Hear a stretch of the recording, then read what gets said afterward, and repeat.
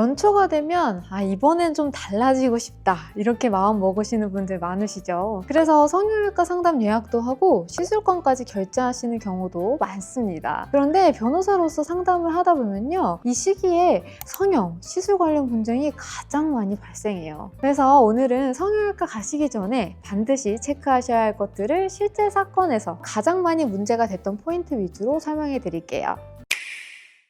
연초에는 이벤트, 할인, 시술 패키지 제한이 정말 많아요.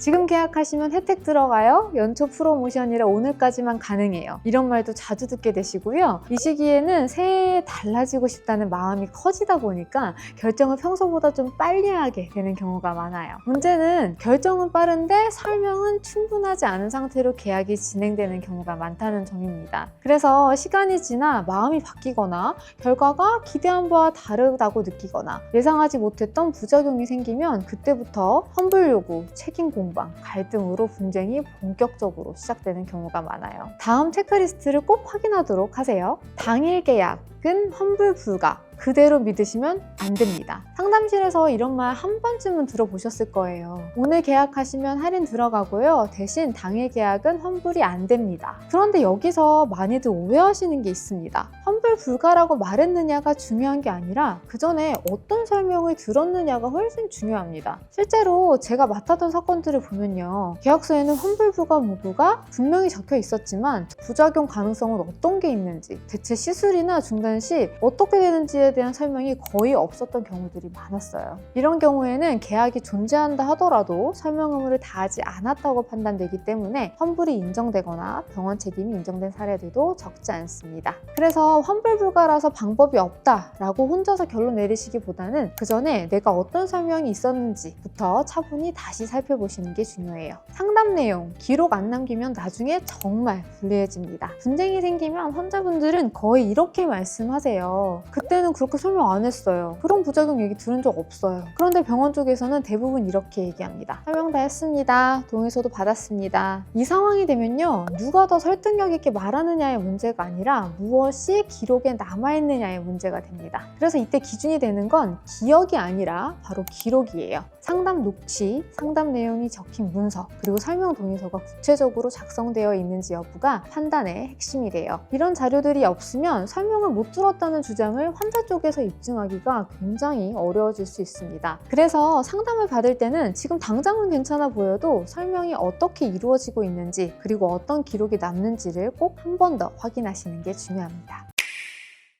원데이 성형, 당일 교정이라는 말 한 번 더 생각하셔야 합니다. 요즘 이런 광고 많이 보실 거예요. 하루 만에 코 교정, 바로 티나는 리프팅, 점심시간에 하고 바로 일상 복귀. 이런 표현들은 듣는 순간 굉장히 매력적으로 느껴질 수 있어요. 그런데 의료행위는 사람마다 체질도 다르고 회복도도 다르고 부작용도 나타나는 방식이 다 전부 달라요. 그렇기 때문에 하루 만에 끝난다는 표현 자체가 소비자에게 과도한 기대나 오해를 줄 수 있어요. 실제로 상담을 하다 보면 당일 시술 후 바로 귀가했다가 갑자기 출혈이 생기거나 염증이나 감염 문제로 다시 병원을 찾게 되는 사례들도 적지 않습니다. 이런 경우에 원데이라고 해서 가볍게 생각했다는 말이 분쟁의 출발점이 되는 경우가 굉장히 많아요. 그래서 원데이, 당일이라는 표현을 보셨다면 편하다는 의미로 받아들이시기보다는 어떤 위험과 설명이 함께 제공됐는지를 한 번 더 확인하시는 게 중요합니다. 내가 받고자 하는 이 시술이 의료행위인지 먼저 구분하셔야 합니다. 겉으로 보면 간단한 피부관리나 가벼운 시술처럼 느껴지실 수도 있어요. 그런데 가기 전에 꼭 한번 확인하셔야 할 게 있습니다. 이게 정말 의료행위인지 아니면 의료행위를 흉내낸 시술에 불과한지예요. 의료행위 아닌 사람이 의료행위처럼 보이는 시술을 하게 되면 나중에 문제가 생겼을 때 단순 환불이나 손해배상 문제가 아니라 형사 문제로까지 번질 수가 있어요.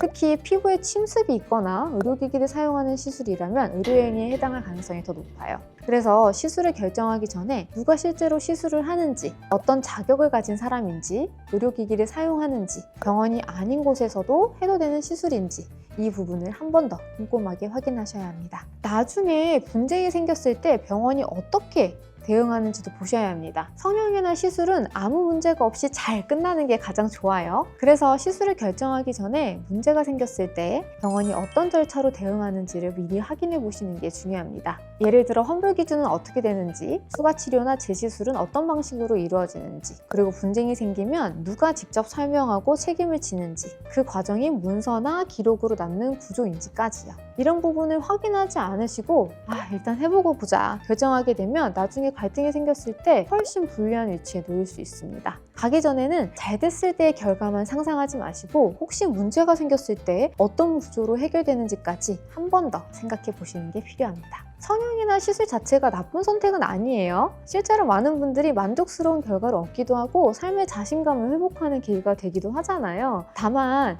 그 선택이 안전한 선택이 되려면 가기 전에 꼭 확인해야 할 기준들이 있습니다.